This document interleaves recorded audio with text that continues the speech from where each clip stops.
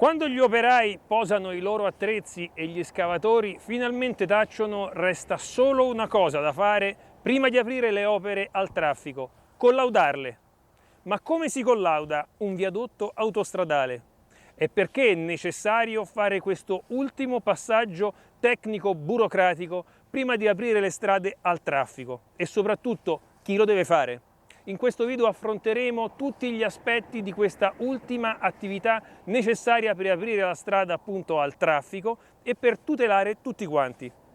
Vi ricordo sempre di seguirci e di sostenerci, ma andiamo subito a cominciare nella speranza che il tempo regga, perché qui intorno la pioggia sta battendo e penso che arriverà anche qui.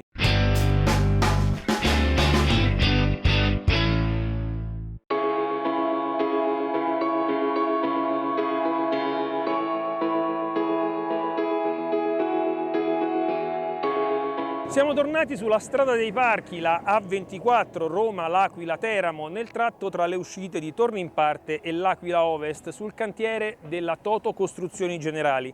Se seguite il nostro canale sicuramente avete visto diversi video su questo tratto di autostrada e sui lavori di adeguamento sismico di tutti i viadotti presenti nella conca aquilana, che prevedono la demolizione integrale dei viadotti in calcestruzzo armato precompresso e la loro sostituzione con nuove strutture in acciaio Corten realizzate su avanzati principi di ingegneria sismica. Purtroppo i lavori, per cause diciamo così burocratiche, nel luglio del 2022 sono stati sospesi con grave disagio per gli utenti e grande sofferenza per le aziende coinvolte e per tutti i lavoratori e le loro famiglie. Fortunatamente le aziende hanno tenuto duro. Non ci sono stati licenziamenti e alla fine, nel gennaio del 2024, questa situazione si è risolta e i lavori sono subito ripartiti.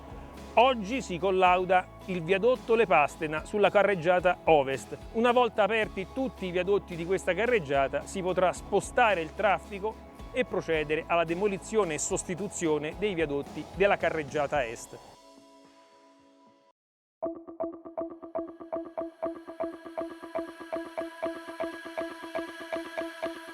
Ma cosa significa collaudare un viadotto? Le prove di carico statiche sui viadotti di nuova realizzazione rappresentano un passaggio cruciale nella valutazione dell'integrità e della sicurezza delle infrastrutture. Queste prove, comunemente note come collaudi statici, hanno come scopo primario quello di assicurare che la struttura possa supportare i carichi per cui è stata progettata senza subire deformazioni permanenti o danni. Il processo di collaudo statico si effettua applicando carichi calibrati sulla struttura in vari punti specifici per simulare le sollecitazioni massime che il viadotto dovrà sostenere durante il suo ciclo di vita. Questi carichi possono essere applicati tramite l'uso di pesi, dispositivi meccanici o, come in questo caso, veicoli carichi che generano una forza controllata e misurabile. Una volta applicato il carico si misurano le deformazioni verificando che i dati ottenuti siano conformi a quanto preventivato in fase di progetto e soprattutto, una volta rimosso il carico, si verifica che la deformazione rientri tornando quindi a zero e che appunto le deformazioni siano tutte nel campo elastico.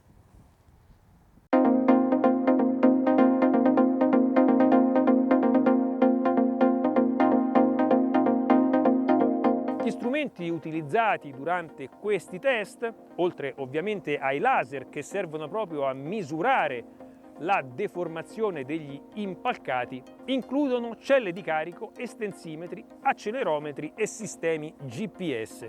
Questi dispositivi permettono di raccogliere dati precisi sull'effetto dei carichi sulla struttura e di verificare la conformità ai requisiti progettuali. Parallelamente, il collaudo dinamico valuta la risposta della struttura a carichi che variano nel tempo, come quelli indotti dal traffico veicolare o dalle condizioni ambientali. A differenza del collaudo statico, che misura la risposta sotto carichi costanti, il collaudo dinamico esplora come la struttura si comporta sotto l'effetto di carichi che variano rapidamente, offrendo un'analisi più complessiva della durabilità e della resistenza dell'opera. Il collaudo dinamico è spesso preferito nei casi in cui le strutture sono soggette a stress dinamici significativi, come ponti sospesi o aree esposte a forti venti o attività sismica, proprio come in questo caso. In questi scenari la capacità di una struttura di assorbire e dissipare energia dinamica diventa tanto critica quanto la sua capacità di supportare carichi statici. In sintesi, entrambi i tipi di collaudo sono fondamentali per garantire la sicurezza e la funzionalità a lungo termine delle infrastrutture. Chi effettua questi collaudi? Innanzitutto bisogna dire che il collaudo deve essere eseguito da un tecnico iscritto all'albo da almeno 10 anni che non sia intervenuto in alcun modo nella progettazione, direzione o esecuzione dell'opera. Quindi deve essere un soggetto assolutamente esterno a tutto il processo costruttivo. Il collaudatore statico deve esaminare l'impostazione generale della progettazione e degli schemi di calcolo, ispezionare l'opera e metterla a confronto con i progetti esecutivi strutturali, deve esaminare i certificati relativi alle prove sui materiali, ovviamente esaminare i risultati delle prove di carico, convalidare i documenti del controllo di qualità in corso d'opera.